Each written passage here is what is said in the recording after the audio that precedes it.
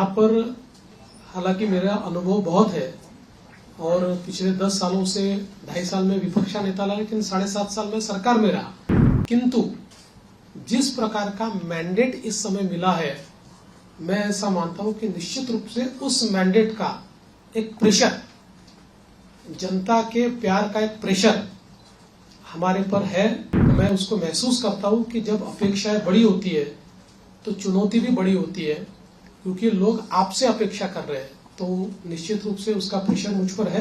देखिए, मैंने आज जो पहली सिग्नेचर की है वो हमारा जो मुख्यमंत्री आरोग्य सेवा का कक्ष है, उस कक्ष में एक कैंसर रुग्ण को बोन मैरो ट्रांसप्लांट के लिए 5 लाख रुपए मुख्यमंत्री सहायता निधि से देने का निर्णय मैंने किया है। पहली साइन वो मैंने की हुई है। और यहाँ पर हालांकि मेरा अनुभव बहुत है और पिछले 10 सालों से 2.5 साल में विपक्ष का नेता रहा, लेकिन 7.5 साल में सरकार में रहा, तो सरकार का अनुभव भी बहुत है। किंतु जिस प्रकार का मैंडेट इस समय मिला है, मैं ऐसा मानता हूं कि निश्चित रूप से उस मैंडेट का एक प्रेशर, जनता के प्यार का एक प्रेशर हमारे पर है। और मैं उसको महसूस करता हूं कि जब अपेक्षाएं बड़ी होती है तो चुनौती भी बड़ी होती है, क्योंकि लोग आपसे अपेक्षा कर रहे हैं, तो निश्चित रूप से उसका प्रेशर मुझ पर है।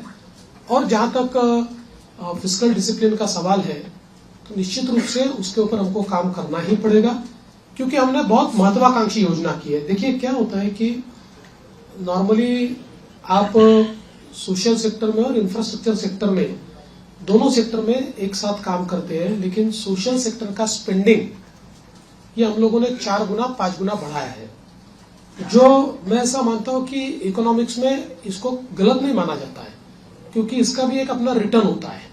इसके सोशल रिटर्न भी होते हैं, इसके इकोनॉमिक रिटर्न भी होते हैं, लेकिन उसका प्रेशर जरूर बजट के ऊपर आता है। तो उस बजट को बैलेंस करना ये हमारा काम होगा, हम उसको करेंगे। देखिए, पहला जो आपका सवाल है उसमें कौन सा मंत्रालय किसके पास रहेगा, ये अंतिम चरण में है, उसका निर्णय तीनों मिलकर करेंगे। यूनिलैटरली उसकी घोषणा मैं नहीं कर सकता। और जहां तक पुराने मंत्रियों का सवाल है, तो उसमें निश्चित रूप से सभी के काम का एक मूल्यमापन तो हो रहा है, मूल्यांकन हो रहा है। उस मूल्यांकन, क्योंकि हमारे जो दोनों साथी है, एकनाथ शिंदे जी ने भी और दादा ने भी, हम तीनों ने बैठकर ये तय किया है कि हम मूल्यांकन करेंगे, पुराने मंत्रियों के कामों का मूल्यांकन होगा, उसके आधार पर आगे का निर्णय होगा।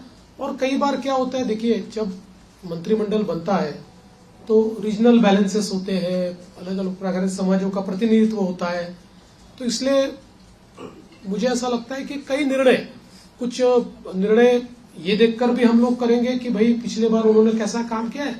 कई बार ये होता है कि किसी ने अच्छा काम भी किया होता है, लेकिन रीजनल बैलेंस में, क्योंकि 3 लोगों को मंत्री पद बांटने हैं, तो आगे पीछे होता है।